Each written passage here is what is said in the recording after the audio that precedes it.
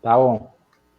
Boa noite! Que alegria estar aqui depois de uns perrengues com a tecnologia, né? A tecnologia é uma maravilha, ela gosta de nos ensinar e estamos aprendendo. Gente, muito boa noite, uma alegria voltar aqui. Hoje o nosso 12º bate-papo na trave. 12 é um número bonito, né? Os 12 apóstolos, as 12 tribos. Mas não tem nada a ver, porque o 12 para nós aqui é mais um encontro, tá? Ele é importante por ser mais um, né? Então tá bom.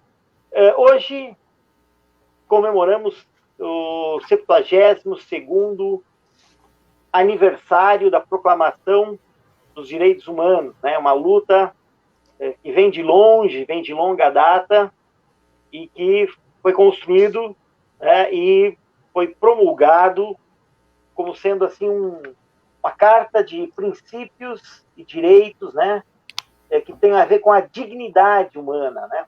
Dignidade humana. E eu acho que esse programa então precisa ser dedicado a esses direitos humanos, né? Eu tenho um orgulho de ter começado a minha militância justamente criando, né, junto com outras pessoas, uma organização de direitos humanos que tinha a ver com a educação, era o foco da nossa atuação, né? Porque a educação ela transforma a sociedade. E creio que esse mote também vai nos inspirar nessa noite, né? Então, passo aí a bola para a Raíssa. Raíssa, ela preparou algo para nós, né? Escolheu aí, vai ler para nós aí. Ela vai explicar, então, o que ela trouxe. Boa noite a todos. Obrigada por nos darem a companhia aí nessa noite de quinta-feira. Hoje a gente tem essa comemoração da Declaração dos Direitos Humanos, né?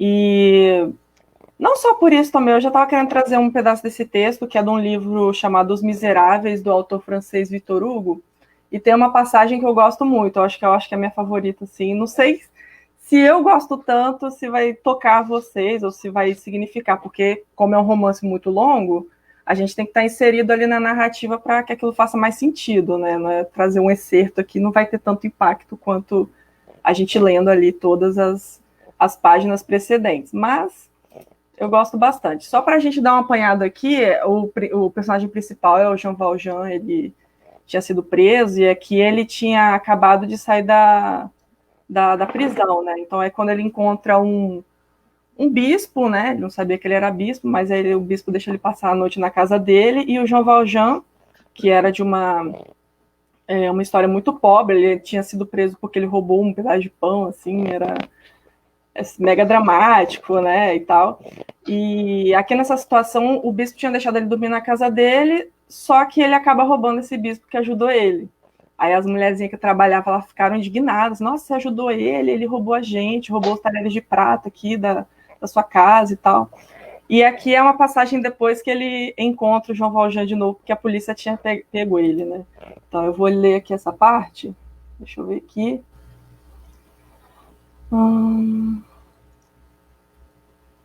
Deixa eu só achar. Peraí que eu tinha passado.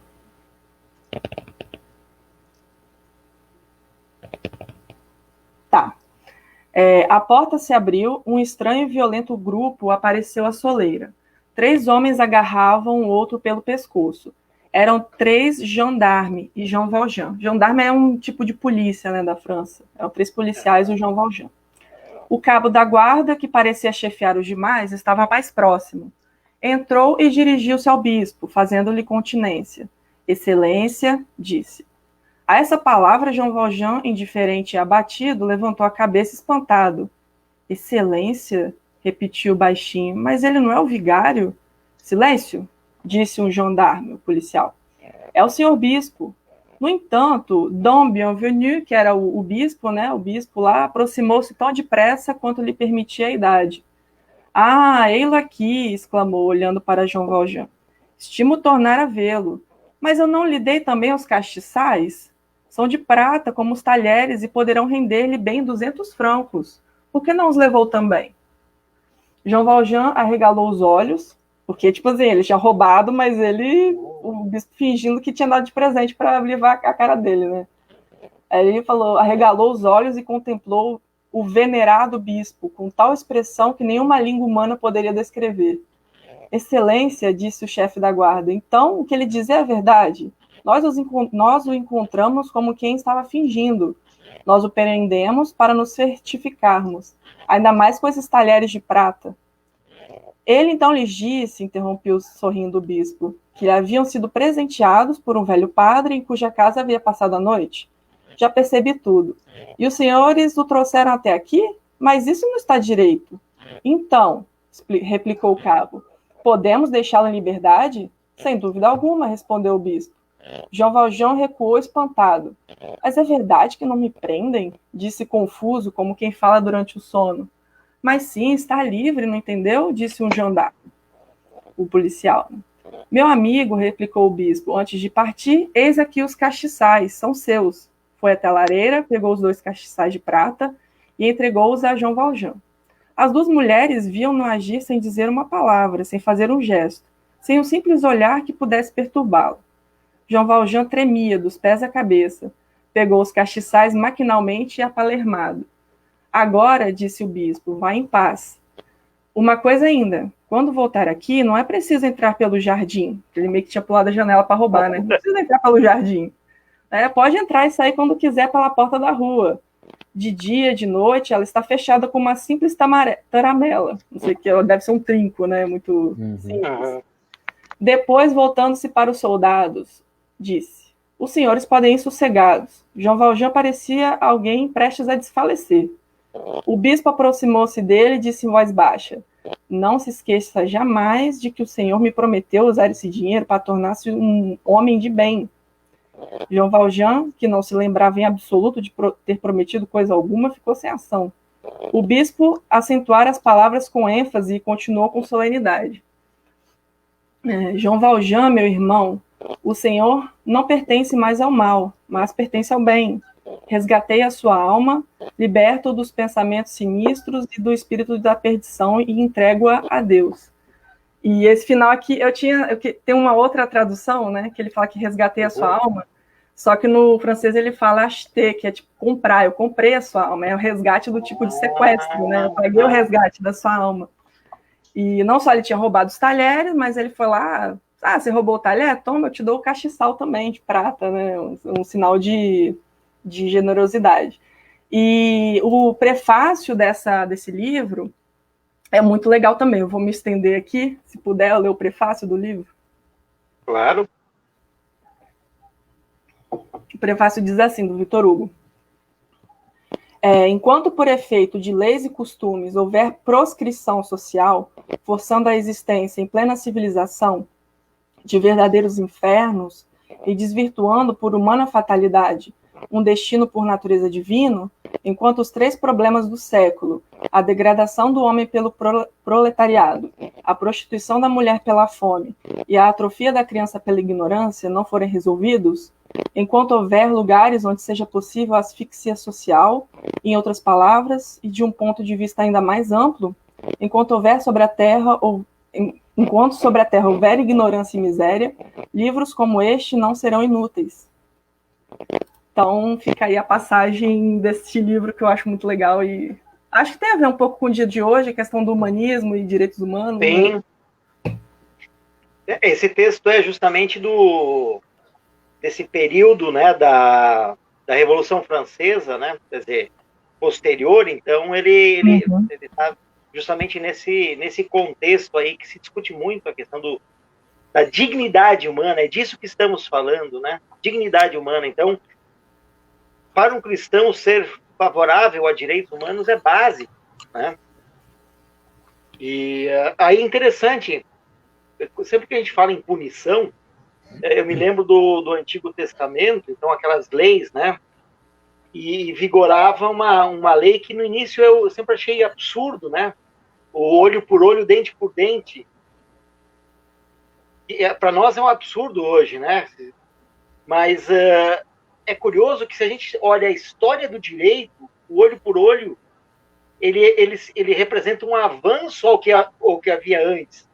pois o olho por olho, a chamada lei de Talião, ele já coloca uma proporcionalidade na pena. Tá? Então, é um avanço. Claro que, como cristãos, a gente tem uma outra leitura, né? Não é olho por olho. Jesus nos ensinou algo diferente. Mas, por princípio, né, uma lei proporcional. Então, a gente olha a situação carcerária no Brasil, né, falando em direitos humanos, é um absurdo o que chega à degradação da condição humana. E aí você diz, olha, é preciso fazer algo, não por eles em si, mas para resgatar essa humanidade, para não criar bestas feras, né? Isso é algo para a sociedade, não é só para um indivíduo em si. Então, essa é uma longa discussão que as pessoas simplesmente tornam o tema superficial, né, direitos humanos, né, raso, um discurso raso. Não, direitos humanos é de bandido, e não é isso, né? A proporcionalidade da pena, os chamados crimes famélicos, o cara roubou porque estava com fome, num desespero, num erro, e aí o que eu faço? Eu encarcero junto com outros criminosos de maior periculosidade. Então, como igreja cristã, a gente precisaria fazer um debate bem pacífico e amoroso, porque se quisermos evoluir como sociedade, é preciso fazer algo diferente do que está aí, porque esse sistema como está não resolveu, né? Não resolveu. É preciso pensar de outra maneira, né? Muito obrigado, Raíza, por esse compartilhamento que você nos fez hoje à noite. Não sei se o Diego quer comentar. Não, eu acho que é dentro dessa perspectiva, né? Em tempos onde a gente ouve alguns discursos, né? Por exemplo, direitos humanos para humanos direitos, né? Esse conceito realmente raso e que, no fundo, ele tem um aspecto religioso por trás, né? Quer dizer, como a gente tem essa visão religiosa de que a sociedade ela é dividida em pessoas boazinhas e pessoas malvadas, né? E geralmente a gente acaba fazendo parte ou nos colocamos do lado da gente boazinha, né?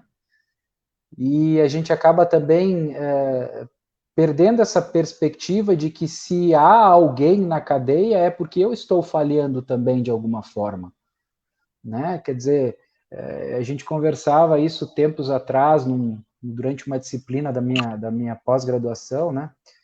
Se aquele menino lá na favela porta um fuzil que é maior do que ele, quase, na verdade a responsabilidade é minha também, né? Porque eu, como cidadão brasileiro, eu não contribuí de alguma forma, né? Para que ele... Eu apertei alguma coisa aqui.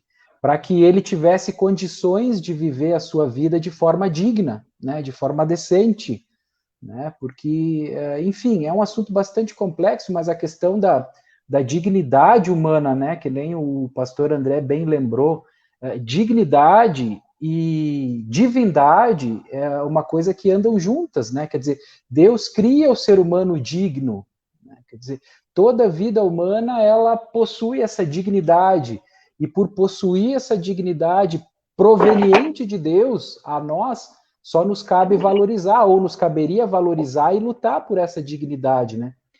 E aí eu lembro de uma passagem de um livro muito bom, do professor Brackmeyer, né, Gottfried Brackmeyer, e ele diz mais ou menos o seguinte, ele diz assim, a dignidade proveniente de Deus requer um desdobramento numa lista de direitos humanos. Quer dizer, direitos humanos, na verdade, eles nascem em Deus, né? Eles não nascem na humanidade, né? Quer dizer, a própria dignidade que vem de Deus, normalmente ela acaba numa lista de direitos humanos. E toda vez que a gente, então, viola esses direitos das pessoas, na verdade, o que a gente está fazendo? A gente está afrontando Deus, né? Isso que deveria ser visto por gente cristã, né? Quer dizer, como imagem de Deus, ele continua, as pessoas são declaradas propriedade divina. Esse é um ponto que a gente perde essa perspectiva às vezes, né? Então, por isso que o professor Brackmeier defende, né, o ser humano à procura de sentido, é o nome do livro, muito bom, por sinal. E ele conclui dizendo: a dignidade não permite permanecer um conceito abstrato. E a gente vive hoje numa perspectiva social de que dignidade, humanidade, ela é muito relativizada, né? Quer dizer, ela se tornou um conceito abstrato. Quer dizer, quanto mais gente eu empilho dentro de uma cadeia, eu estou achando que está resolvendo o problema e não está. Se torna abstrato, né? E a gente acaba perdendo essa perspectiva de que aquelas pessoas que estão lá, na verdade, elas são pessoas que foram criadas dignas por Deus, porque elas são gente, né? Então é mais ou menos por aí, indo ao encontro disso, hoje nesse dia tão especial, né, nessa criação dos direitos humanos, aí, essa lista de direitos humanos universal, né, que deveria ser universal. E eu lembrei de outro texto, será que eu posso ler ele também? Pode. É do dramaturgo alemão Bertolt Brecht. Esse texto circulou bastante uns anos atrás aí nas internets, é muito bom, é curtinho, só para adicionar aí também. Ele falou assim: primeiro levaram os negros, mas não me importei com isso, eu não era negro. Em seguida levaram alguns operários, também não me importei com isso, eu também não era operário. Depois prenderam os miseráveis, mas eu não me importei com isso porque eu não sou miserável. Depois agarraram uns desempregados, mas como eu tenho meu emprego, também não me importei. Agora estão me levando, mas já é tarde. Como eu não me importei com ninguém, ninguém se importou comigo. Então, é isso, né? Você abre a brecha aí da desumanidade, você pode ser o próximo, né? Ninguém pensa que está do outro lado. Todo mundo acha que está no lado dos bonzinhos e não pensa que pode estar sendo vítima de violação dos direitos humanos, né?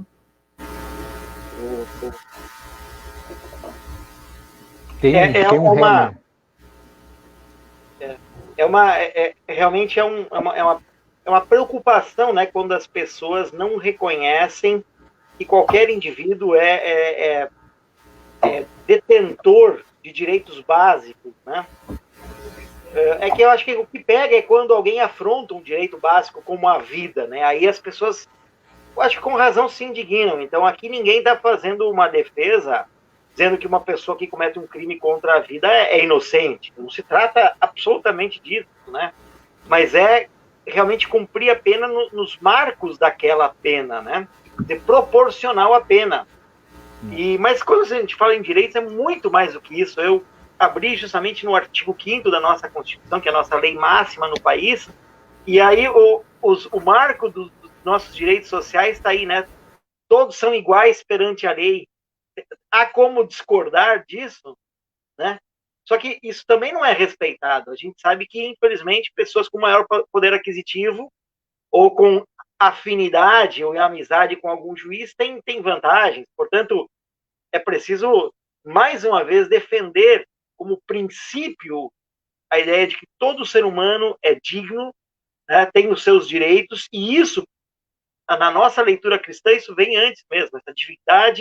Essa dignidade é nos conferida a partir de Cristo. E aí, quando você falava isso, Diego, eu me lembrava de um saudoso professor, nosso professor de hebraico, e ele colocava muito claro assim: olha, quando você faz algo contra um indivíduo, né, você mata o indivíduo, você está praticando um pequeno deicídio, porque nós somos a imagem e semelhança de Deus.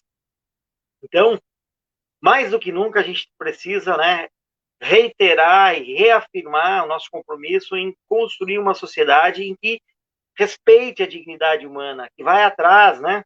Que, claro, porque inclusive isso é uma das questões. Quando você não consegue ter um sistema prisional, que é o grande problema, né? Quanto aos outros direitos, ninguém discorda, mas quando fala em sistema prisional, aí, não, mas aí tu quer mordomia, né? É hotel para bandido e tal, e não é isso. Todas as vezes que eu não tenho um sistema justo e digno, eu não consigo fazer a justiça. Porque se um cair lá dentro e que ele é inocente, ele está recebendo uma punição, né, triplicada, digamos assim. Então, por isso, defender, né, a dignidade humana e buscar, através, no caso da igreja cristã, através das ações de capelania, por exemplo, né? Capelania prisional, ou então pensando na prevenção, né? Lutero era fantástico quando ele disse, olha, para cada florim investido em guerra, 100 florins deveriam ser investidos em educação. Então, uma batalha pela educação digna, uma educação libertadora para todos os indivíduos, né? Educação pública de qualidade é a base da luta pelos direitos sociais. E com isso, dando esse acesso a esse direito, a gente evita punir depois o cidadão. E aí vai ao encontro que você disse do adolescente que não consegue, né? E porta uma arma maior que ele. Porque a escola não foi boa para ele, né? Ele não permaneceu. De alguma razão, nós falhamos. Então, como fazer? Então, creio que a grande pergunta que a gente faça nessa noite como pessoas cristãs é: o que precisamos fazer? Né? Que esse tema vai... Porque, veja, eu tive contato durante um período, né, com capelania prisional, e a gente observava algumas coisas assim, né? É um choque falar isso, mas só fica preso no Brasil quem não tem dinheiro, tá? Hoje só fica preso no Brasil quem não consegue pagar um bom advogado. Essa é a realidade. E às vezes algumas coisas me chocavam assim, né? Pessoas que estavam lá 2 ou 3 anos, que nem haviam sido julgadas ainda, estavam em prisão provisória durante 3 anos. Né? Sabe? Então são realidades, né? E uma realidade assim terrível. Eu já me foi dito na cara que eu era defensor de bandido, né? Não, eu estava lá dentro, eu vi como é que é, eu vi a realidade daquelas pessoas, né? Onde o analfabetismo é enorme, né? Onde o analfabetismo é enorme e pessoas que totalmente sem perspectiva, que o mundo do crime realmente é a última opção, né? E eu acho que é um pouco mais além até de educação, sabe, André? Eu acho que quando um adolescente porta uma arma, a gente está falhando porque a gente não dá visibilidade para ele, né? Ele não tem visibilidade, né? Hoje o que dá visibilidade para as pessoas é quando elas possuem alguma coisa que as destaca dentre as outras, né? O que destaca hoje as pessoas? É aquilo que você pode comprar, aquilo que você pode adquirir, né? Aí vamos entrar no Bauman aí sobre essa perspectiva consumista, né? Ele fala muito sobre isso. Então, hoje, quando esses jovens não têm condições de serem notados, quando eles pegam uma arma na mão, eles estão dizendo, agora tu vai me notar. Né? Você não me notou até agora pelo que eu sou, então eu vou fazer você me notar. E a gente está perdendo isso como gente brasileira, né, como cidadãos e cidadãs brasileiras, a gente está perdendo de ver isso, que na verdade a gente só não está dando a visibilidade que aquele adolescente, aquele jovem precisa. Né? Então é meio que na marra, e o Estado brasileiro perde essa perspectiva. Não, então nós vamos baixar a maioridade penal, né? Vamos baixar a idade. Né? E aí o que vai acontecer? Né? O tráfico que hoje, então, ele recruta meninos de 16, você vai baixar para 16, eles vão recrutar de 14. Aí você vai baixar de 14, eles vão recrutar de 12. Aí você vai baixar para 12, eles vão recrutar de 10. Porque a gente não vai na essência do problema. Então, assim, é questão de visibilidade, e visibilidade entra na perspectiva da dignidade. Né? Como ser humano, eu preciso ser visto, eu preciso ser acolhido, eu preciso ter perspectiva de vida. Né? E a gente não faz isso. Nem como igreja a gente faz isso. A gente delega as coisas. Né?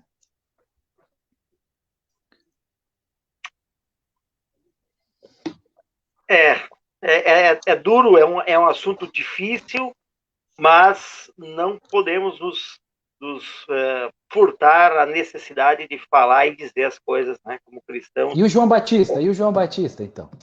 Pois é, e tem exatamente tudo a ver, porque ele justamente denunciava essa situação naquela sociedade, né? Então, esse é o nosso assunto hoje, no nosso 12º programa, Na Trave. Vamos ler... deixa eu corrigir. Né? Eu estou fazendo tudo aqui no celular, então tá feio, mas vai dar. Vai dar certo. Vamos salvar e vamos mostrar correto. Marcos 1. Vou fazer a leitura, já que a Raíza leu bastante e o Diego, ele é o nosso comentarista mor, né? Eu vou fazer a leitura. Poupando nas gargantas. Oi? Vai poupar nossas gargantas? Mas você que fez o Diego tá mute tô aí. mudo. É tipo o Galvão Bueno, né, cara? Comenta sobre tudo, né? Se tu der uma partida de ping-pong pro Galvão Bueno, ele vai na Vai ar, comentar, tá certo. Mas então vamos lá. Vou gastar saliva agora fazendo a leitura, e aí a gente vai conversar, então, sobre o texto do Evangelho deste segundo domingo de Advento. A boa notícia que fala a respeito de Jesus Cristo, Filho de Deus, começou a ser dada como o profeta Isaías tinha escrito. Ele escreveu o seguinte: Deus disse: eu enviarei o meu mensageiro adiante de você para preparar o seu caminho. E o profeta escreveu também: alguém está gritando no deserto, preparem o caminho para o Senhor passar, abram estradas retas para ele. E foi assim que João Batista apareceu no deserto, batizando o povo e anunciando esta mensagem: arrependam-se dos seus pecados e sejam batizados, e Deus perdoará vocês. Muitos moradores da região da Judéia e da cidade de Jerusalém iam ouvir João Batista. Eles confessavam os seus pecados e João os batizava no Jordão. Ele usava uma roupa feita de pelos de camelo e um cinto de couro e comia gafanhotos e mel do mato. Ele dizia ao povo: depois de mim vem alguém que é mais importante do que eu, e eu não mereço a honra de me abaixar e desamarrar as correias das sandálias dele. Eu batizo vocês com água, mas ele os batizará com o Espírito Santo. Bom, vou tentar então fazer uma primeira aproximação do texto.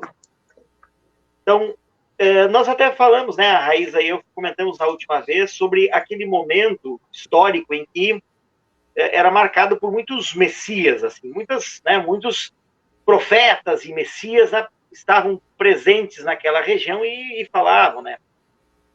Mas já havia um movimento de ruptura com a religiosidade do tempo, com aquela casta sacerdotal e tudo que eles representavam. E isso já antes de Cristo, há 2 séculos antes, e eu acho que o exemplo mais marcante é os essênios, né? E aquelas descobertas de Nag Hammadi é uma parte, né? Depois, também as descobertas de Qumran. E uma coisa curiosa, um curso que eu fiz recentemente, Isaías é a grande leitura dele. Então, a quantidade de textos de Isaías que tem, né, que aquelas comunidades tinham em suas bibliotecas e utilizavam, é muito grande. Então, Isaías é o grande profeta, por isso, né, inclusive citado aqui por João Batista, mas, e aí eu faço um link com o que nós conversamos aí da justiça, aqui não aparece, mas o reino de justiça, o reino de Deus, o qual eles ensinavam, Isaías ensinava e João Batista também pregava, era um reino de justiça. Portanto, nessa palavra arrependei-vos, tem também uma questão forte aí de justiça social, inclusive porque, como eu mencionei, havia um processo de questionamento do quanto aquela religiosidade do tempo tinha se afastado do Antigo Testamento. Então, por isso, ocorreu então um movimento, até inspirado em Isaías, um movimento de ir para o deserto, e de lá o Messias deveria vir. Por isso, inclusive, nos desertos da Judéia, né, Qumran e outros, eram comunidades, né, religiosas, inspiradas no Antigo Testamento, e iam para lá para se preparar. Eles tinham uma preocupação dentro dos marcos de hábitos, né? Questões cerimoniais, os banhos e tudo mais. né? Mas João Batista, então, se distingue desses, embora tenha uma semelhança muito grande. Há alguns, inclusive, que dizem que João Batista esteve lá, né, com os essênios, por conta da semelhança, mas o fato é que João Batista, então, prega naquela sociedade dizendo, olha, vocês precisam arrepender-se. E aí, inclusive, para finalizar a minha pequena exposição inicial, a questão do batismo. O batismo, né, o batizar, era algo muito característico na religião do Antigo Testamento, mas especialmente aí pensando nos fariseus e nos sacerdotes. Então, né, Jesus, inclusive, foi questionado, né, por que os seus discípulos comem sem lavar as mãos? Então, tinha todo um cerimonial, veio para casa, lava as mãos, se higieniza, né, lava os pés, então tudo cerimonial. Mas nunca se pediu a um hebreu, a um judeu, que se batizasse. O batismo era algo que um não-judeu praticava quando ele queria, né, se converter para a fé de Abraão. Então, para se converter, um pagão, né, um gentil, ele era batizado e aí ele era uma das marcas de entrada. Um judeu não era batizado. E é curioso que para João Batista, então, ele diz, ó, aqui o sangue, a linhagem não importa. Lá, né, no templo, lá é importante a linhagem e tal. Aqui, a marca é arrepender-se e ser batizado. Então, todos precisavam passar. E aí, quando um grupo desses fariseus quis ser batizado por João Batista, ele disse, olha, parou aí, né, raça de puras. Vocês precisam arrepender-se, mostrar frutos desse arrependimento. Então, a mensagem de João Batista coloca para nós um olhar diferente em relação à sociedade também, né? E a necessidade do preparar-se, contando especialmente o arrependimento como marca principal. E aí, sempre entendendo o que é esse arrependimento. O arrependimento é uma mudança de mente. Então, o que é essa conversão? É uma mudança de mente. E essa mudança de mente não se separa de uma mudança de atitude. Por isso, João Batista fala, né, em frutos desse arrependimento. Bom, essa é uma aproximação inicial, tem muito mais coisas para se falar, e eu vou, em algum momento, usar a palavra de novo aí, tá? Mas quero ver quem de vocês gostaria de Raíza, por favor. Eu vou ficar orelhando aqui, porque o que eu ia perguntar, o André já respondeu. Eu queria justamente saber, assim, o que diferenciava esse ritual aí do batismo de João Batista do que se era praticado na época e por que era tão, assim, chocante, né, tal. Aí, eu só achei muito interessante, e já para fazer o comentário para o Diego falar mais, aí eu só vou fazer um breve comentário, que ali ele menciona que o João Batista fazia esse batismo com água, e Jesus fará com o Espírito Santo, e não só isso, quando ele realiza esse ritual do batismo, ele coloca todos os homens em pé de igualdade, ou seja, a linhagem, ou que algum tipo de inatismo não importa, né? Então, isso é que a gente vamos fazer o gancho lá com o começo, direitos humanos universais, já é um princípio universalizante do ser humano também, né? Todos são iguais, então todos podem receber o batismo igualmente, tanto desde que queira mudar essa mentalidade e aceitar a religião que é proposta ali, ou seja, pelo João Batista, por Jesus, etc. Mas todos se apresentam iguais em pecado, né? Isso já colocam todos em questão de igualdade. Isso eu achei bem interessante, porque provavelmente essa questão da linhagem fosse um pouco mais forte e uma hierarquia, né? Que poderia haver uma hierarquia entre os homens, mas enfim, esse é o meu breve comentário, mas vou ficar de orelha aqui, depois vai vir mais ideias. Tá bom.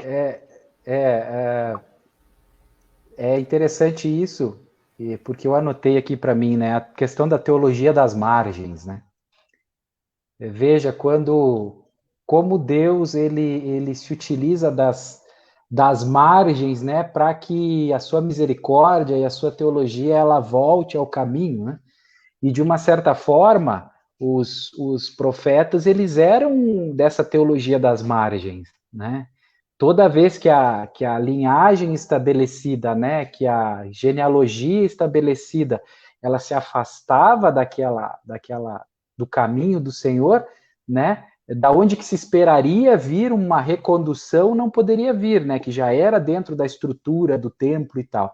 E aí o que acontece? A coisa vem da margem. Né? Ela não vem mais do centro da teologia ali estabelecida, mas ela vem da margem. Então, essa voz profética sempre é uma voz da margem. Né? E eu acho fabuloso isso, porque nesse ponto, como é que Mateus vai começar o seu evangelho? Né? Agora não se sabe se foi Mateus, se foi a comunidade de Mateus, né? Tem essa discussão, né? Se foi João ou se foi a comunidade de João que escreveu, né? Enfim, a gente está nessa discussão. O que se sabe é que Marcos inspirou todos eles, né? E eu não sou nunca fui um exímio exegeta, né? Nunca me interessei muito, né? Mas é interessante isso, porque indo ao encontro do que a Raíza falou, né? E que o André também falou, quer dizer, enquanto Mateus se preocupa com a genealogia, né? Eu preciso agora apresentar uma genealogia de Jesus, né? Enquanto João, então, ou a comunidade de João estabelecem aí umas reflexões filosóficas antes de entrar, falando do verbo e tal, né? Como é que Marcos começa? Ele começa justamente falando do deserto, né? Ele fala do deserto, quer dizer, ele fala o princípio do evangelho de Jesus Cristo, Filho de Deus, ponto. E aí ele vai para o deserto, né? É incrível isso, né? Porque é como se Marcos estivesse dizendo, o começo é assim, né? E o evangelho ele começa assim e ele tem ligação com o deserto. Né? Ele tem uma estreita conexão com o deserto aqui. Lógico que o deserto, dentro de uma perspectiva semítica, ele tinha muito significado, né? E um dos significados era justamente essa margem, né? Mas eu lembrei, enquanto vocês estavam falando, eu lembrei da Agar, a esposa de Abraão, né? A concubina de Abraão, né? Vamos usar esse termo, né? Concubina. Não era mulher do cara, né? E que ele mandou para o deserto com o filho, né? E veja, com o filho, né? E veja, o deserto é um local de se encontrar Deus para Agar. Né? Então, veja como a gente tem uma conexão boa aqui. Né? O evangelho, ele tem sempre conexão com o deserto. E aí aqui a gente pode fazer inúmeras conexões, né? A gente pode perceber essa voz profética agora que vem do deserto. De uma certa forma, essa voz profética ela vem como denúncia, né? Como uma teologia das margens, mas também ela é uma voz que clama, né? Ela é uma voz que está à procura de libertação também, né? Ela é uma voz que está na esperança de ter direitos agora que não foram contemplados, né? Então, essa perspectiva sempre de ligar, sempre se tem essa dificuldade de ligar Jesus, ou pelo menos para alguns pontos, né, com as margens, né? Tem essa dificuldade de ligar. Né? A gente sempre quer ligar Jesus com o centro. Né? E é muito interessante também, só para complementar isso, né? Durante muito tempo, ou algum tempo, João Batista e Jesus foram em pé de igualdade dentro do seu ministério. Tanto é que Jesus só tornou público seu ministério quando? Quando decapitaram o camarada lá, né, o primo dele.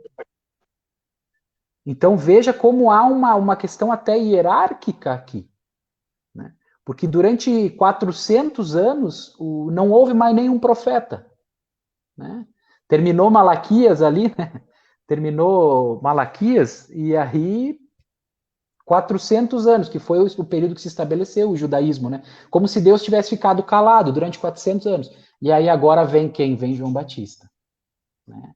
E ele vem, então, como essa voz das margens, né? Como essa teologia das margens. Quer dizer, olha como ele ressignifica isso, né? O batismo aqui em si, ele não tinha esse significado. Veja como ele faz ele ressignifica tudo isso. Quer dizer, passar pelo Rio Jordão agora é um sinônimo de abandonar alguma coisa, né? Até tinha essa orientação quando o povo passou pelo Rio Jordão, não olha mais para trás, né? Não olha mais. Quer dizer, você tem uma mudança de mente aqui, né? E aí, por que ele se escandaliza, né, quando alguns camaradas vêm lá e querem ser batizados? Né? Justamente por isso, porque a voz das margens ainda não tinha sido amplamente percebida por essa gente. Né? Quer dizer, essa teologia marginal, né? Ou como em alguns ramos teológicos não autorizados, né? A gente lê a teologia fronteiriça, né? É aquela teologia onde né, onde o centro teológico não chega, né? Mas a teologia está lá e é dessa fronteira, né? Esse fronteiriço, né? Onde a estrutura não percebe as coisas, que agora vem a voz e Jesus diz: "Ah, esse é o cara." E Jesus diz: "Ah, essa é a voz." E Jesus diz: escutem esse cara, né? Quer dizer, deem ouvidos para ele. Vocês que estão aí no centro da teologia, hierarquizando as coisas, achando que vocês são os melhores, que vocês são os principais teólogos do mundo, que vocês estão do ladinho de Deus. Escuta esse cara que está vindo da margem, né? Esse cara que está vindo da fronteira, esse cara que está vindo de onde você acha que não pode vir nada, né? É sempre assim, né? É de Nazaré, né? É só olhar aqui no capítulo 2, né, de Mateus também, né? Eu estava vendo isso antes. A última palavra antes de se falar de João Batista, no capítulo 3, uma das últimas palavras é Nazaré, né? Tipo assim, não tem nada de importante em Nazaré. Jesus diz: é de lá que vem. Né? Então, quer dizer, quando a gente perde essa perspectiva da dignidade humana, né? Quer dizer, da essência da teologia, vamos usar esse termo bonito aí, né? Da essência da teologia, está na hora da gente olhar ou começar a perceber essa teologia das margens, né? Essa teologia da fronteira, essa voz que clama no deserto, né? E ela está clamando, né? Por isso que eu digo, aquele menino que está lá com a arma na mão, ele é uma voz que está clamando no deserto. Eu não estou ouvindo. Eu não estou ouvindo.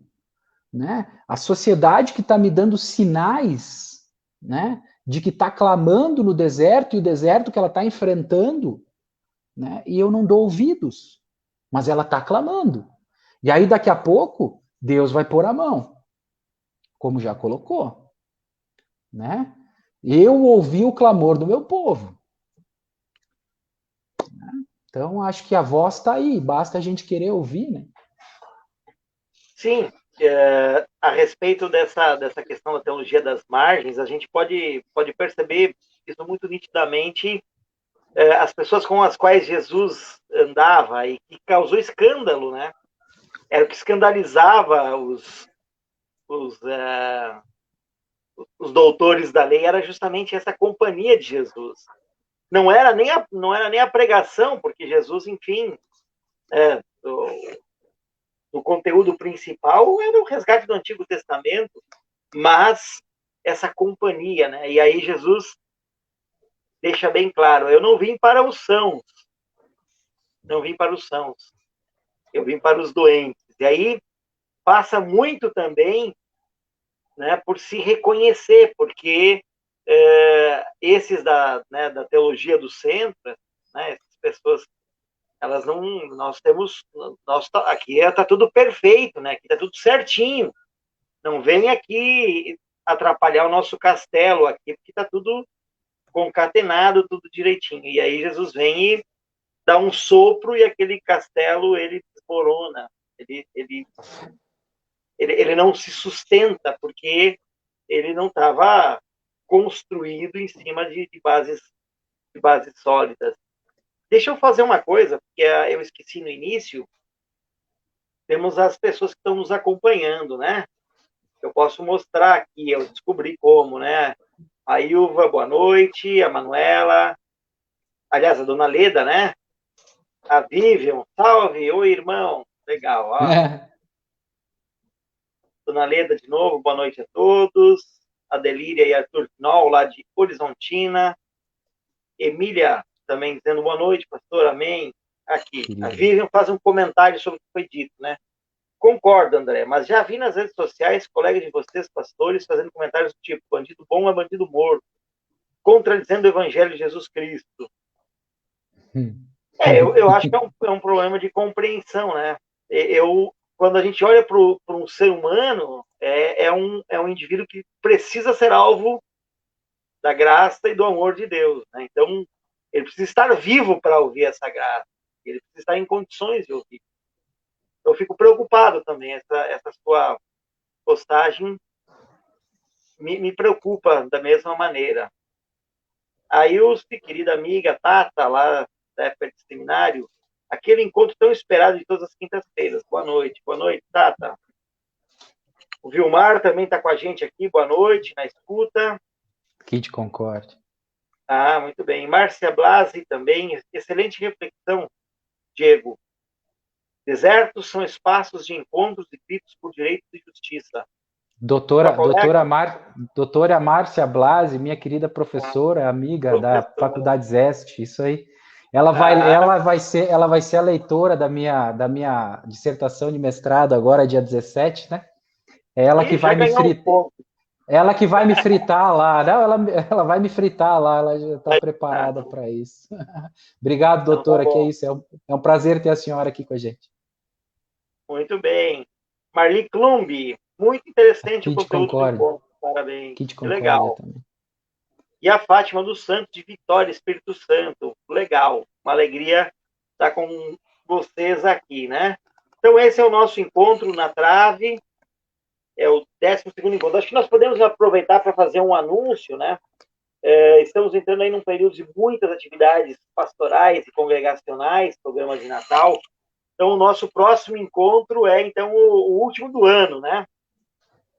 Então, no próximo dia 17 vai ser o nosso último encontro do ano, e aí a gente vai refletir, pensar sobre como a gente volta no ano que vem e tal, né? Mas não percam, ainda quinta-feira que vem, ainda estaremos aqui para um bate-papo, tá bem? Uma coisa que eu acho que é interessante a gente citar, que a gente às vezes não se dá conta, mas tem a ver, né? Palavra de Deus, né?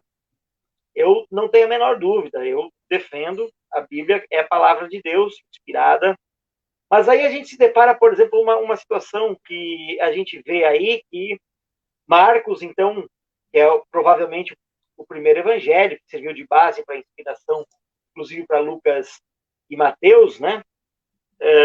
Ele faz uma citação, mas ele não ia passar no TCC, porque ele faz uma citação errada, né? Ele diz que é Isaías, mas o texto que ele está citando é Malaquias. Ele está citando Malaquias, e eu achei interessante, eu me lembrei disso quando você citou o último livro do Antigo Testamento, Malaquias. Então, eu penso que... Bom, primeiro, como eu explico essa incongruência aqui, de ele falar em Isaías e citar Malaquias? Porque depois, embaixo, vai ter uma citação de Isaías. Então, podemos entender que quando ele está citando, ele cita no atacado, e aí ele não vai estar, como dizia Malaquias e tal. Mas é bem interessante que ele cita o último profeta, né? Se bem que essa ideia de último aí é uma construção posterior, né? Mas, enfim, eu acho que ainda assim dá para pensar. Ele citou o último, e aí o primeiro, né, que seria provavelmente Marcos, então é o primeiro dos evangelhos, não é o primeiro dos textos do Novo Testamento, mas é o primeiro evangelho, como o Diego lembrou, provavelmente serviu de base para as pesquisas de Mateus e Lucas, e talvez João. Mas aí, como ele começa, né, o evangelho? Ele começa o evangelho e ele fala a boa notícia. E aí a palavra evangelho também. E ali ele fala em começou a ser dada. E começou aqui tem a mesma ideia de Gênesis. Como Gênesis é no princípio, aqui também Marcos começa com essa fórmula. Olha, no princípio, assim começou, né, o ministério. Ele vai falar de Jesus, mas ele começa então com essa voz que clama no deserto. Então, essa construção aí que eu acho que um especialista em texto, né, em crítica textual, vai dizer, olha, o que Marcos está querendo nos lembrar. Então, Marcos está dizendo assim para nós, olha, tudo aquilo que está no Antigo Testamento, ele tem uma sequência aqui, e ele vem culminar nesta pessoa que é Jesus e que é anunciada por um mensageiro, uma voz que clama no deserto, que é João Batista. Isso é um comentário interessante que eu acho que eu não vou ter condições de explorar melhor aqui, mas é um indicativo também que Marcos, então, é o único dos 3 evangelistas que usa o termo evangelho, boa notícia, e logo no seu primeiro versículo. E aí, a verdade que ele coloca logo no início, a respeito de Jesus Cristo, Filho de Deus, é a mesma constatação que ele vai repetir em Marcos 15, quando Jesus morre, ele olha e diz, verdadeiramente, este era o Filho de Deus. Então, qualquer coisa que nós precisamos falarmos acerca de Jesus, é preciso colocar, então, essa questão aí da divindade de Jesus, né? Ele é aquele que veio enviado por Deus para uma missão, né? Para uma tarefa. E a outra coisa que eu gostaria de citar é o texto do Antigo Testamento, do final de semana, é justamente esse texto de Isaías.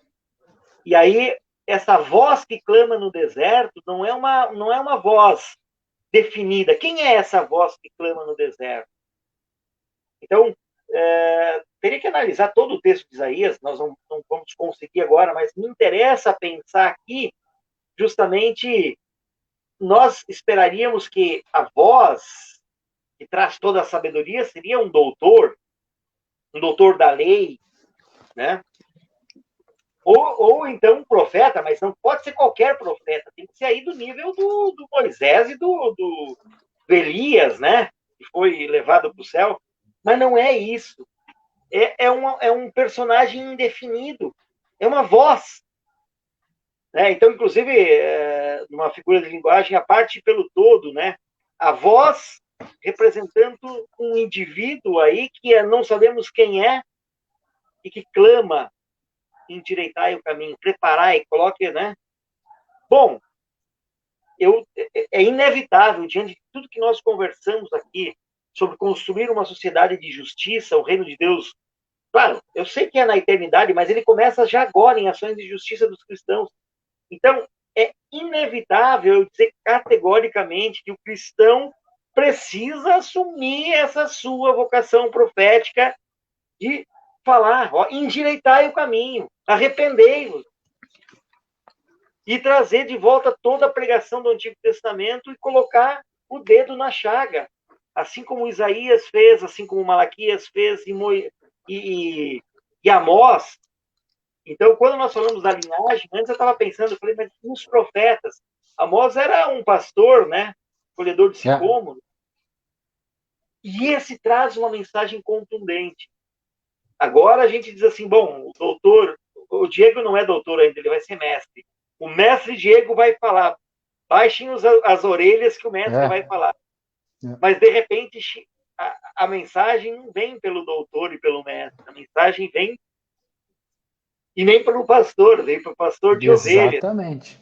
Bom, então, creio que, inclusive, esse nosso espaço aqui na Trave tem esse objetivo de colocar outras pessoas para nos ajudar a ler a Bíblia conforme ela precisa ser lida nesse momento. Raíza, vai, Raíza. Tô deixando mute aqui porque o cachorro do vizinho está assim, atacado, entendeu? É só você falar mais alto que ele aí. É, vou dar. Nossa Senhora. A tal da Mel, em Yorkshire, já viu, né? Aí. Não, mas. Eu já anotei algumas coisas aqui para falar também. Eu gostei dessa reflexão do Diego sobre o deserto e como que isso pode ser transportado para várias situações, para hoje em dia e tudo, né? Quando você fala deserto, eu imagino, igual a pessoa que comentou aqui, que foi a Márcia, né? Falou que é a questão de espaço. É todo esse espaço indefinido, não é uma coisa definida, é um deserto. Então, ali você vai ter algumas aglutinações, algumas congregações de pessoas que podem tomar certas organizações que vão ficar estabelecidas. Então, quando você tem uma voz, né, que clama, ou seja, ela está talvez dizendo algo que nenhuma daquelas organizações ali tem espaço para ela, né? Então ela ainda está nessa coisa da peregrinação, tentando achar o seu espaço, buscando, e essa busca, né? Então isso é algo que se a pessoa não se identifica com essa mensagem, com a força que essa mensagem tem, dificilmente ela vai conseguir se identificar com outras pessoas, porque eu acho que isso realmente é algo universal, né? Essa busca por espaço, por voz, por ser ouvido, por ser visto, essa coisa da existência que a gente só realmente existe quando é visto pelo outro, ou seja, e essas organizações que podem se agrupar aí no deserto, deixando de lado, excluído esses outros, elas não conseguem lidar com essa alteridade. Eu até coloquei o nome, a palavra alteridade, que seria o outro, né? Aquilo que não se encaixa em nenhuma dessas esferas aqui que foi apresentada, e ele está ali perdido, perambulando, procurando onde se encaixar. Então, de fato, eu acho que isso tem um caráter universal assim, muito forte.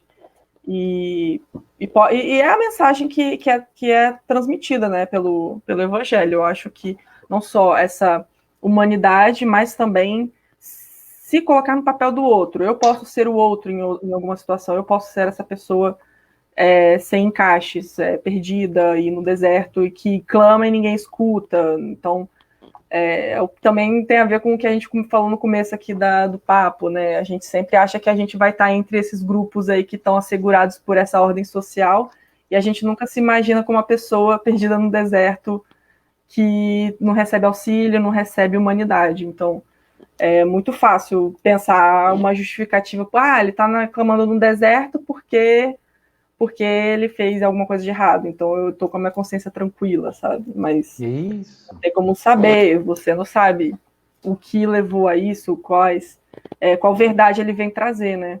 E é muito mais fácil ignorar, né, do que... Por isso que é essa coisa do clamor, né? O clamor. É interessante, só para eu não perder o gancho, né? Quer dizer, veja o que Abraão faz com Agar, né? Vamos lembrar da Agar.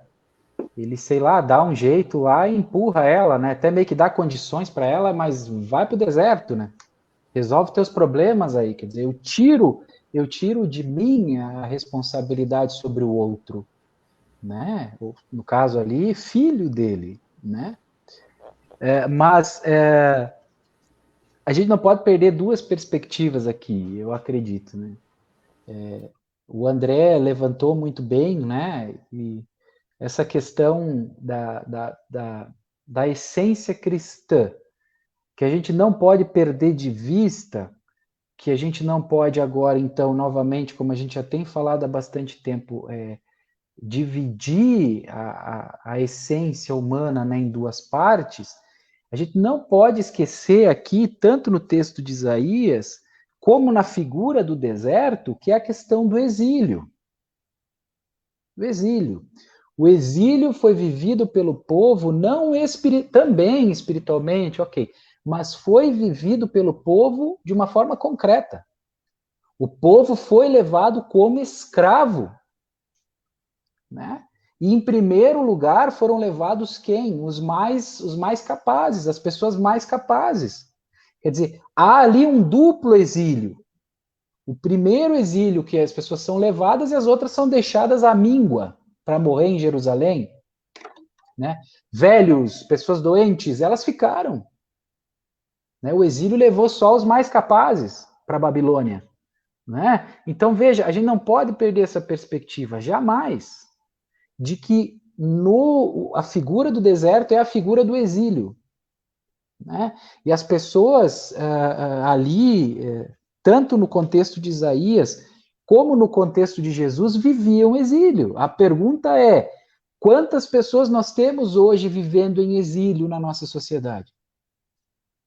Né? E aí a gente não, e aí tem a outra perspectiva, que é a perspectiva do consolar o meu povo, que é o que Isaías começa, né, que foi o meu lema de formatura, né, agora dia 10, hoje, olha que legal, dia 10 faz 4 anos, né, da nossa formatura, 10 de dezembro, né, a gente está falando desse texto, né, olha que interessante. Então veja, era o tema da minha formatura, né, consolar o meu povo.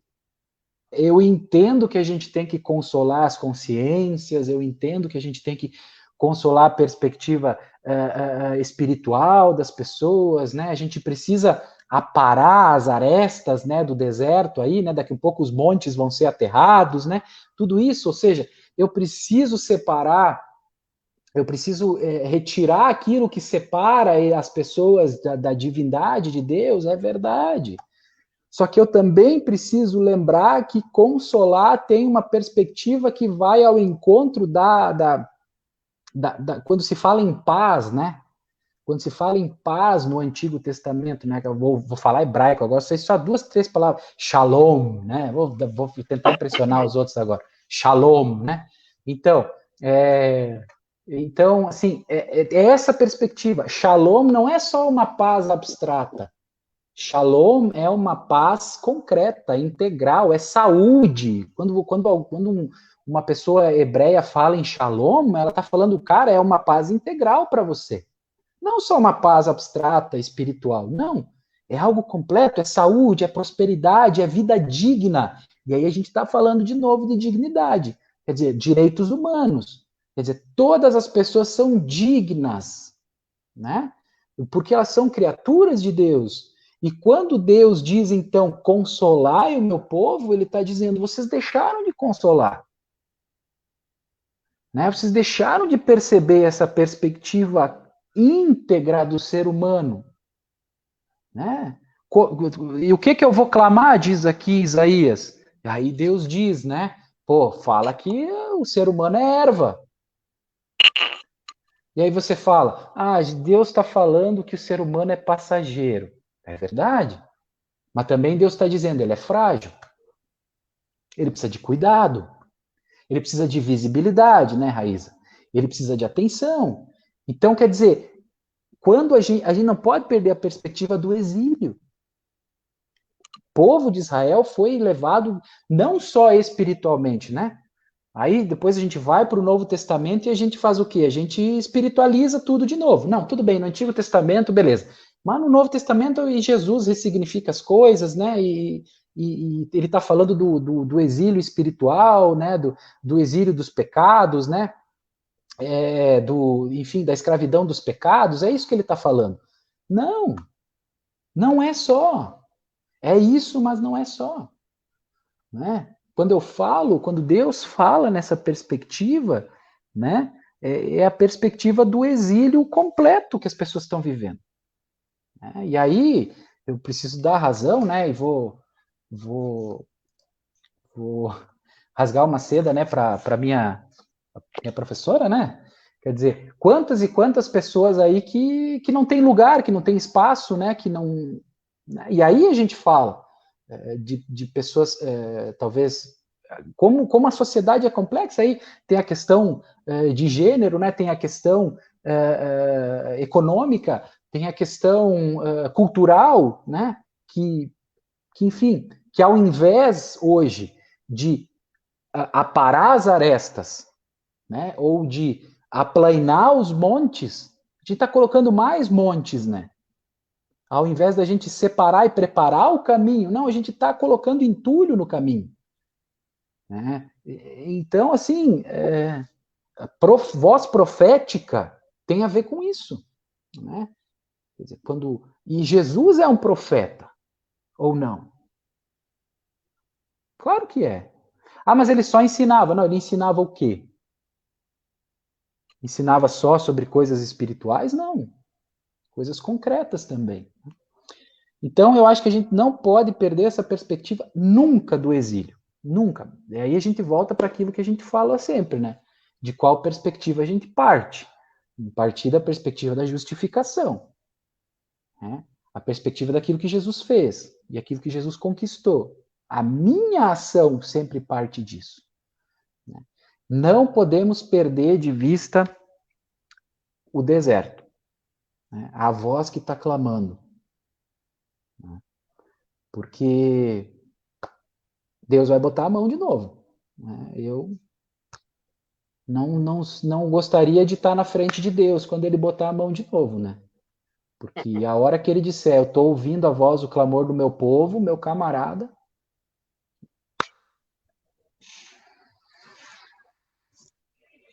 Diz aí, Raíssa. Raíssa. É para fazer fechamento ou é para fazer gancho? Já deu uma hora. Já estamos chegando a 1 hora e pouco. Mas então vamos fazer assim, deixa eu ler os comentários, você se prepara então, tá? Temos aqui alguns comentários que eu gostaria de ler.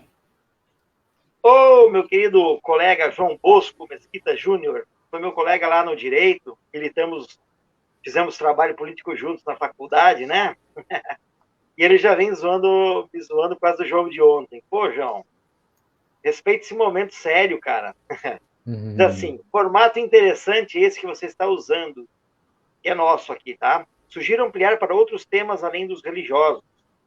Mas nós falamos de direitos humanos hoje, falamos de política, tá tudo junto e incluído aqui, viu?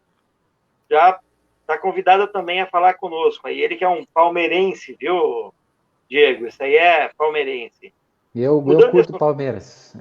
Mudando de assunto, qual plataforma você está usando? Nós estamos usando o StreamYard. Deixa eu colocar aqui para você ver. O endereço é esse, ó. Tá? Anota aí para utilizar, tá bom? E eu acho que é isso. Nós até já conversamos, né, Diego e Raíssa, sobre ampliar os temas e pensar em outros momentos. Acho que é importante, sim, mas como cristãos, a gente sempre parte da perspectiva bíblica. Acho que isso é fundamental para nós aqui, tá? Obrigado, João, pelo comentário. Eleanor Vilski, boa noite, de Arabutã, Santa Catarina. Legal, bem, meu tio, Eleanor. Pastor Luiz Adolfo Hegel, está lá em Arabutã também. Ele é pastor da Confissão Luterana. Muito bem, então, acho que nós já podemos ir caminhando para os finalmente, né, para as considerações finais. Fechamento, acho que não tem um fechamento, mas eu acho que são tantos comentários importantes e relevantes que, creio, a gente deve incorporar na nossa caminhada de fé cristã, né? Quem quer iniciar os fechamentos aí? Raíssa? Eu. Gente, muito bom. Muito obrigada pela companhia, adorei. Eu ia até perguntar para o Diego se ele falou de exílio, será que a gente pode trocar essa palavra aí por abandono? Uma perspectiva cristã, sendo que a gente tem essa responsabilidade de acolher o clamor? Fica aí a reflexão também, porque é complicado, né? Eu adorei. A gente fez uma viagem aqui que parece que passamos por vários temas, mas na verdade a gente sempre volta, toda semana a gente volta com uma perspectiva cristã, humanista, contemporânea também. Eu acho que é uma das coisas mais legais aqui do bate-papo é todo esse arremedo que a gente consegue dar e fica muito bom. Espero que o pessoal de casa aí tenha gostado também. Eu adoro. Deixar quinta-feira que vem eu tô aqui de novo. Abrir uma portinha, eu tô entrando. E é isso. Boa noite. Boa quinta-feira, boa sexta-feira, bom final de semana e tudo mais.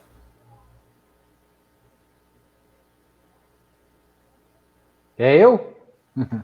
Não, mais uma vez, eu acredito que sim, Raíssa, a gente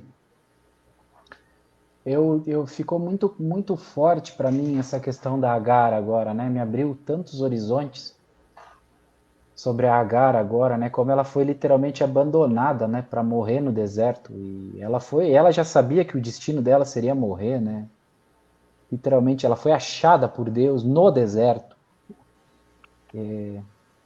Então, eu acredito que há sim toda essa questão do abandono, né? As vozes que a gente não quer ouvir, né?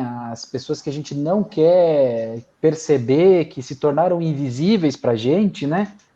E que a gente faz ali uma retirada de culpa do coração, né? Eu vou, de alguma forma, eu faço uma caridade, alguma coisa que é importante, que é fundamental, mas a gente nunca acaba resolvendo a questão dos abandonos, né? A gente acaba nunca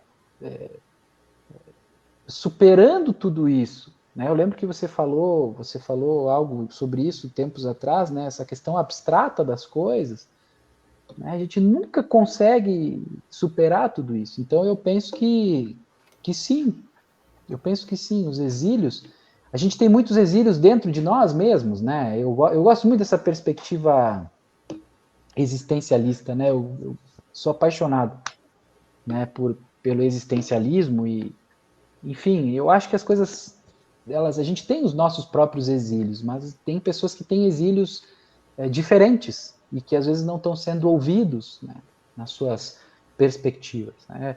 Aquelas pessoas que não têm voz para falar, não têm voz para clamar, palavra de Deus, né, fala por elas, né? É uma perspectiva profética aí também, né? Fala por elas, para aquele que não consegue nem clamar pelos seus direitos, clama a você, né? Você que tem condições de clamar. Hoje, por exemplo, né? A gente vê tanta realidade complexa nesse sentido, né? Quantas pessoas não têm condição de clamar pelos seus direitos, porque elas estão tão absortas na sua luta pela sobrevivência, porque o que a gente faz hoje na nossa caminhada de vida é sobreviver, né? As pessoas não perderam, elas não percebem mais isso, que a gente não vive, a gente sobrevive. Nós estamos sobrevivendo, né? Nós não temos uma vida digna, né? E a gente está tão absorto nisso, né? Algumas linguagens, né? Contente-se com o que você tem, né? É importante a gente se contentar com o que a gente tem, mas o que você tem? Você tem uma vida realmente digna, né? Desculpa desabafar, né? Era uma discussão dias atrás, eu chamo de sala da justiça, né? Que é a sala dos professores, né? E eu dizia na sala de justiça lá com outros professores que o que a gente está fazendo como professores que somos, né? Pessoas educadoras que somos. Nós estamos preparando gente para quê? Né? Para continuar absorta na sua realidade. Fazer aquilo que sempre foi mandado fazer, né? No fundo, a gente é forte isso que eu vou dizer, mas no fundo nós somos escravos ainda. Porque a nossa vida ela só serve para gerar lucro para alguém que não somos nós. Né? Essa é a realidade. Essa é a realidade. E quando as pessoas perceberem isso, sabe? E quando a igreja começar a falar disso, que dignidade humana também passa por isso, que você não tem só que sobreviver, mas que você tem que viver. Reivindicar, né? Reivindicar. E perceber as coisas. Né? Como diz o Mujica, né? Quer dizer, quando eu tenho que entender que é tempo de vida que eu estou envolvendo nisso. Né? Eu fui visitar uma senhora ontem, uma senhora que não tem condições de vir à igreja, e a gente estava comentando sobre isso. Né? Quer dizer, e a gente falava sobre a aposentadoria, a minha aposentadoria. Né? Eu comecei a trabalhar com 14 anos. Com 14 anos eu estava numa fábrica de sapato, que não é demérito para ninguém, mas eu já tinha consciência de quem eu era, do meu papel, algumas coisas assim. Mas eu quero dizer o seguinte, eu só vou poder me aposentar com 65 anos. Tá ok? É só você fazer a conta. Quanto tempo eu trabalhei na minha vida para poder me aposentar? 50 anos. 50 anos, gente, de trabalho. Você tem que trabalhar para você ter uma perspectiva de uma aposentadoria. Se é que eu vou ter. Tá ok? Então eu digo, quando a gente começar a perceber que nós não estamos vivendo, mas nós estamos sobrevivendo, e que as pessoas sobrevivem só, né? A gente vai continuar nesses exílios que a gente vive. E eu falo isso com todo amor no coração, sabe? Com todo amor no coração. E a igreja tem perdido essa perspectiva porque isso é um projeto. Isso é um projeto. A igreja tem sido usada para um projeto. E o projeto que a igreja tem sido usada, sabe qual é? É o projeto de manter as pessoas absortas nas suas realidades. É isso que a igreja está fazendo hoje. Está mantendo as pessoas absortas na sua realidade de sobrevivência para que alguém viva. Né? Nós temos casos aqui.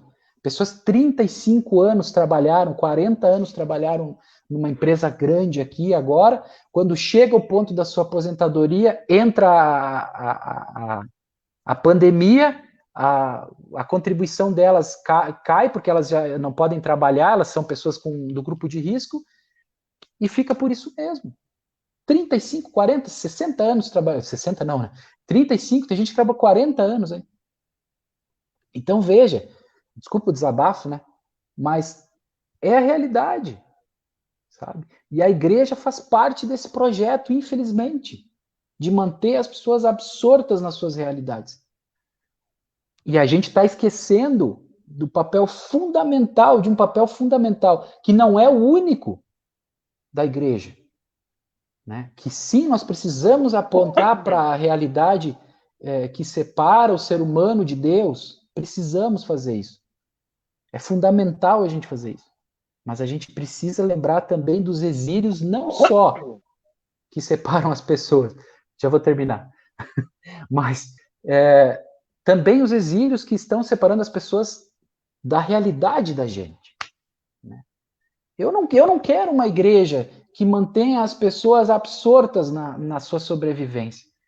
Eu quero vida digna. Jesus disse isso. Nós estamos chegando no Natal, né? Eu vim para que vocês tenham vida e a tenham em abundância. Para quem nos ouve e gosta de ler texto grego, pesquisa o que significa essa palavra vida em abundância. E aí depois me fala. Se tem a ver só com abundância eterna, com vida eterna. Ou se tem a ver com aquele shalom do Antigo Testamento. Né, de uma perspectiva completa. Eu não quero uma igreja assim. Eu não quero. Nós não podemos querer uma igreja assim. Nós precisamos querer uma igreja que olhe para as necessidades reais das pessoas, integrais, espirituais, mas também as necessidades aqui. Tirei mais um câncer de mim hoje aí. Valeu. Obrigado, gente. Desculpa. Só um pouquinho. Tá. Estou aprendendo aqui ainda, deu uma vacilada. Mas é isso, eu só acho que você não usou a palavra adequada. A palavra adequada não é absorto, mas é alienado, viu, querido? Aliás, hoje eu ia usar a palavra anestesiado. Eu tô cuidando, né? Tá. Não, mas hoje é o dia do sociólogo e da socióloga, né? O dia da sociologia. É meu dia. Então, olha só, esse dia fechou com o debate que estamos fazendo, né? E nenhum outro texto seria mais apropriado que justamente esse. Então, agora, me permita ser mais preciso aí, Diego, e dizer que, de fato, a igreja cristã não pode se servir a um projeto de alienação. E quando dizem, a igreja, infelizmente, joga tudo para a eternidade, estão falando a verdade. A gente, infelizmente, está realmente só preocupado com a salvação da alma. Só que enquanto nós descuidamos da situação atual, da qualidade de vida, a gente está perdendo as pessoas, né? Essa vida em abundância.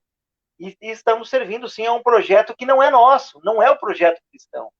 Mas, infelizmente, a igreja está aí na esteira desse projeto, que não é projeto de vida, é um projeto de morte. E resgatando aquilo que você citou, né, o ex-presidente do Uruguai, o Mujica, ele fala precisamente isso. Nós não gastamos dinheiro, nós estamos gastando o nosso tempo de vida. né, o nosso tempo de vida. E aí a gente se queixa que as famílias estão se esfacelando, né? A família está se esfacelando, que as pessoas estão se tirando a própria vida de uma ou de outra maneira, mas o que nós estamos fazendo se a gente não contesta essa situação aí, essa jornada de trabalho, 10, 12 horas, né? Porque não temos que falar da oficial, temos que falar da real, a jornada de trabalho real, não a oficial, né? A tolerável. Então, realmente, penso que esse nosso bate-papo aqui precisa ser uma oportunidade de contestar, de questionar, de tirar as escamas dos olhos. Primeiro, né, tirar essa trave que tem nos nossos olhos. Aí, aliás, a inspiração do nome, né? Nós temos traves nos olhos e isso não está nos permitindo enxergar a situação como ela precisa ser enxergada. E aí, quero finalizar dizendo, olha, como cristão, eu não posso ter outra missão senão a missão profética de denunciar a situação atual, apontar Cristo como o Salvador, não só da alma, mas também aquele que resgata a dignidade da pessoa. E resgatar a dignidade num dia como hoje, 10 de dezembro, marco, né, da Declaração Universal dos Direitos da Pessoa Humana, creio que é significativo. Então, fico muito contente e também me sinto aliviado por usar esse espaço para falar tudo aquilo que, infelizmente, em alguns lugares não dá para falar. Mas aqui nós vamos falar, nós vamos, né, dizer com todas as letras aquilo que precisa dizer. Cristão, você precisa ser um profeta, e esse profeta precisa denunciar a vida que as pessoas estão levando, não só em termos morais e tal, mas em todos os aspectos, né? O ser humano completo, corpo e espírito, como Deus o criou, né? Só compartilhar aqui, querido amigo e colega Elton Silk, então, está dizendo aí a respeito dos comentários feitos essa noite, né? É isso aí. Gente, se não há nenhum outro comentário, deixa eu só mudar aqui, mudar o layout para ficarmos juntinhos, lado a lado. Isso. Muito bem. Quero agradecer enormemente pela companhia daqueles que estiveram conosco essa noite, aos 12 corajosos que estão até o final aí, muito obrigado. Quero dizer também da minha alegria de compartilhar esse momento de fala aqui com o pastor Diego, com a teóloga Raíza. Né? Opa, já fiz um upgrade aqui, teóloga, valeu. E dizer assim, olha, gente, é um momento maravilhoso. Muito obrigado. E dizer a vocês também que próxima quinta-feira estaremos aí para o nosso Na Trave número 13, o último do ano. Então, vem com a gente, acompanha a gente. Né? Nós utilizamos como pretexto, como texto, o texto do Evangelho, sempre do final de semana, para suscitar reflexões cristãs para os dias atuais. Né? Então, vem conosco, participa aí, comente, compartilha. Inclusive, se há divergências de leituras, esse é o momento, né? Esse é o momento, vamos conversar, vamos dialogar, porque o tempo urge, é urgente nós lermos a palavra e refletirmos acerca daquilo, né, daquilo que nós lemos. Muito obrigado, fiquem com Deus, que o Senhor Jesus esteja na vida de vocês e faça essa transformação que só Ele pode fazer, né, essa metanoia, né, para nos arrependermos e prepararmos o caminho, porque Ele está vindo. Nesse advento é isso que nós lembramos. Ele está vindo, e eis que vem sem demora, diz e queremos estar preparados para quando ele vier. Fiquem com Deus, um abração e até quinta-feira que vem. Tchau, tchau.